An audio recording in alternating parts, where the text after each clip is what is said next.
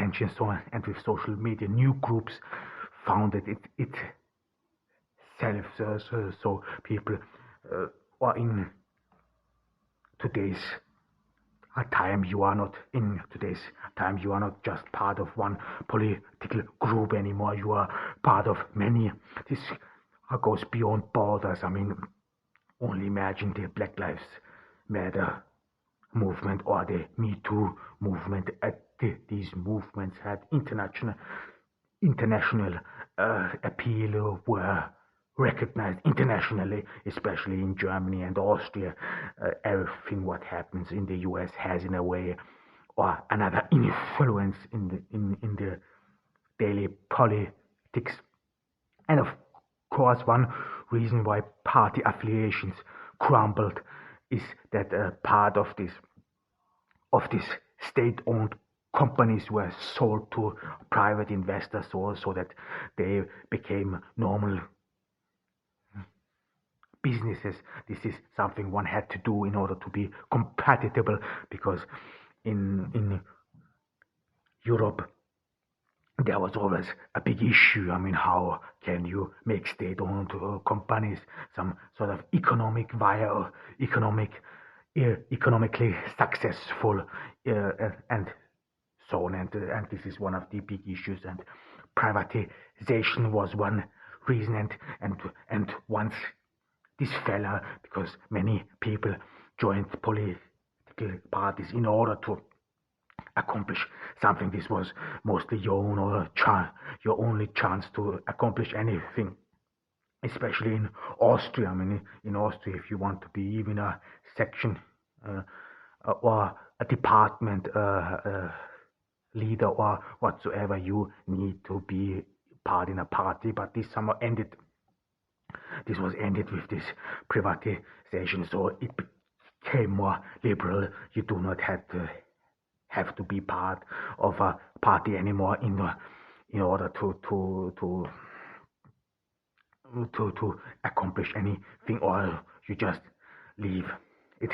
This is especially in the European Union. You don't have to live in a special country anymore. You can live everywhere. I mean, of course, this is always easier said than done, because there are still language barriers, and even though you are free to move, I mean, this is not very easy to settle down. Especially you need money. This is money. Without money, it is even difficult to live across the border. So, however, but then of course foreign politics have influence. So this is especially in Europe with the European Union. I mean, the European Union is something people outside Europe can hardly imagine. I mean, this is this huge giant block. No one really knows how it works. I mean, don't bother. European do not know it either. It is some sort of opaque black box. No one, and it has many bureaucrats. This is what we know. It has a lot of bureaucrats. It has a lot of representatives. It is bloated. But so how it really works, and I mean with really works, how these institutions act with each other, this is way not openly, and many things in the European Union happen or are just simple undemocratic. The public has no view or whatsoever. I mean, if you only see how the American politics or how American democracy is some in a way open or for everyone visible, this is way not so the case in Europe with the European Union, because the EU is this giant construct which is blurry. People have lost their sovereignty, or the national state has lost their sovereignty. And if you're a small state like Austria and other countries, then you don't have really an independent politic, or you cannot make an independent politic. You pretty much depend on your neighbors. Whereas Austria was always dependent from Germany. There was always this mocking of German, of one Austrian chancellor who would always go into a meeting with the German chancellor without having an opinion, but then he would come out with an opinion, and especially the opinion of the German chancellor. So Germany was in a way always leading in Germany, in Austria, or had always some sort of or would steer politics in that sense. But however, the European Union partially contributed to the fact that people became, especially in Europe, more and more disillusioned. One key word here is consens democracy, which is very slow, which is very, you never know what the people agreed. Consens just means that people come together and try to sort out an agreement. This is not the American presidential system. If in the US one party gains power, you can accomplish a lot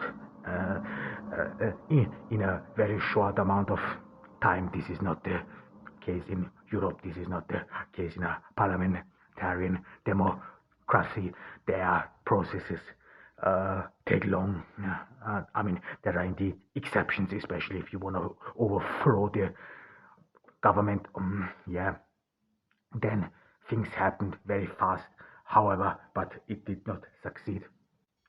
But one important issue is that these grand narrations some sort of ended. The individual became the center of all attention. So this overall ideology, which would then determine every part of your life, this pretty much ended to a drawer narration and drawer or niche narration, which just means that those political parties stopped giving the ideologies and so on, but rather life advice or some specific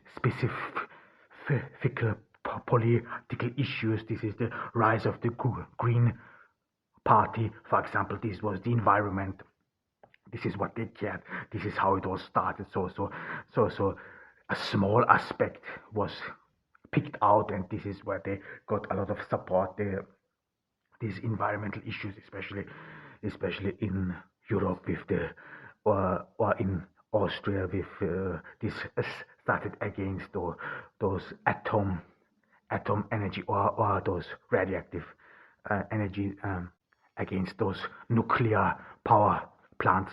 This is what they protested against. This is some sort of a protesto culture, and from there it started. So they only offered a small political agenda, not this overall narration which comes with ideology, which how can things done, and this was partially dominating within the Green Party even up even recently. So the main points of the Green Party were environment, feminism, and LGBTQ rights, and this was pretty much it. Then later on, with the decline of the socialist groups, then more and more the Green Party tried to go beyond these environmental issues, but nevertheless they just did not really succeed, because it is still some sort of a fringe narration. It is some sort of confined to a small group or some small individuals which have some sort of a trait, or this may be LGBTQ community, which are connected through the sexuality, then environmentalists, and as well as feminists. So there was no attempt anymore to some sort of broad connect with a broader base of the population. And the Green Party, this is indeed interesting, because the Green Party in Austria split it from the socialist party, and this was rather, I mean, this is always, and we will talk about this later, but the one of the reasons why there is a Green Party was actually that Protestant leftists could not work with Catholic leftists. So this is another reason. And you could see that the Protestant religion or the is very present in the Green Party, whereas socialists tend to be Catholic, so they are not all atheists. This has to do with the fact that in Austria as well as in Germany, the church or the connection between politics and church is very tight, or with religion. This is very tight, and so socialists, they are not atheists. I mean, this is, I heard about atheist socialists in France. At least this is what people say. These are that in France, of course, in France, in general, religion is not very plays no significant role, except if it goes to exclude others. However, you could see that with the Green Party, some sort of a new spiritualism arose. This was especially after the fall of the Soviet Union. This was the visible failure of a grand narration of an ideological construct, and this led to a vacuum, and this vacuum was then filled with some sort of a new spiritualism with connection to the nature, with healthy living and so on, because one of the reasons is as well as that it's about your one of the key ingredients how you can understand green movements and so on is that you have to look at the individuals. Then you see it is rather about ordering your life, I mean eating healthy and so on. It is about identity. It is about personal identity anymore, more than the group and how you are being and how you position yourself in the society. And of course, many in the Green Party, you could say that they were better off or wealthy socialists, because this is something you see in the US as well. I mean, there's a broad range of people who support, or why people support the Socialist Party. One are poor, they have other socio-economic backgrounds, whereas other have other interests and so on. And the rise of the Green Party, this is something you could say this was a protesto culture from white liberals and white from the white middle class, who then some sort of came with a new spiritualism after the fall of the Soviet Union, and that some sort of disenchant, detached themselves from Marxist thoughts, so from Marxist ideology, and some sort of only focused on a fringe society, of a fringe ideology. So this was today about environmentalism and how the Green Party came about. We will talk about this way often. I mean, this is very important, especially how leftism grow. So no, don't worry. This was Adam Kirbas from Ordu in Turkey. I hope that you all come good through the